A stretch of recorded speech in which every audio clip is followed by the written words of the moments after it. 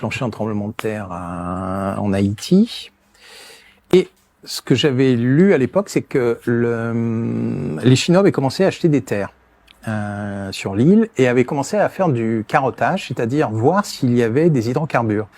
Parce que ça, on n'en parle jamais, mais normalement, Haïti devrait être un des pays les plus riches au monde parce que ils sont sur les mêmes réserves pétrolières que le Venezuela. En fait, c'est la même nappe.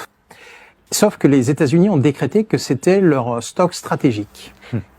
Donc, les Haïtiens n'ont pas le droit d'exploiter leur pétrole.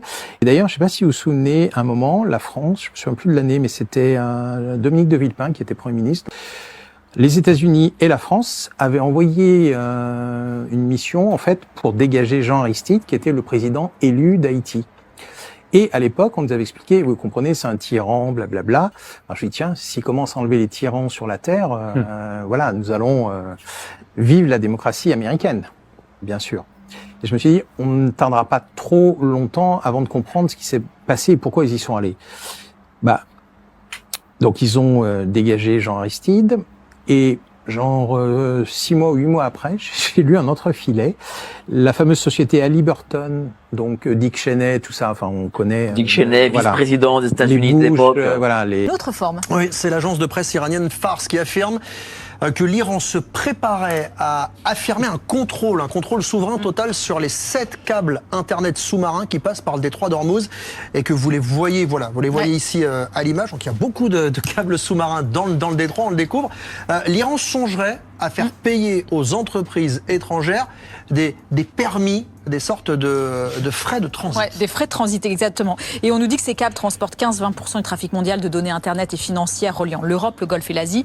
Quasiment tout le trafic des pays du Golfe. Là encore, on fait monter la pression sur l'économie mondiale. On fait monter la pression et c'est un peu comme avec le détroit d'Ormuz, c'est-à-dire ils se tirent une balle dans le pied parce que, je ne sais pas si vous avez suivi, bien sûr vous avez dû suivre, mais les États-Unis ont sorti une nouvelle initiative qui s'appelle Pax Silica.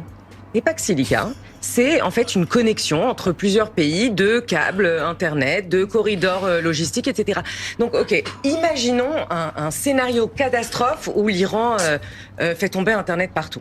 Ok. Aujourd'hui, on a Musk qui va nous mettre Starlink, les Israéliens qui vont reconnecter, les Émirats qui sont très très forts aussi, qui ont des câbles alternatifs. Donc, en fait, ils vont obtenir quoi ? Juste, encore une fois, comme avec le détroit d'Ormuz, qui invite régulièrement ses journalistes sur les plateaux. Starlink est utile pour les connexions critiques. Entreprises, gouvernements, zones isolées ou situations d'urgence. Les pays du Golfe l'ont d'ailleurs utilisé avec certaines limites. Mais croire que Starlink remplacera les câbles sous-marins relève du fantasme, de la propagande, de la désinformation. Un seul câble sous-marin moderne transporte entre 100 et 200 fois plus de données que toute la constellation Starlink réunie. Pour les flux massifs intercontinentaux, la fibre reste irremplaçable.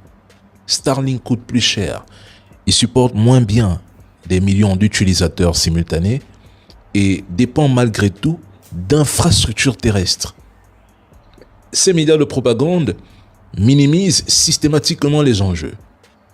Même la question du contrôle du détroit d'Ormuz par l'Iran a été tournée en dérision jusqu'à ce que l'Europe commence à suffoquer et cherche du jet A1 au Nigeria. Et si l'Iran décidait réellement de frapper, cela ne se limiterait probablement pas à Hormuz. Bab el-Mandeb deviendrait aussi un point critique.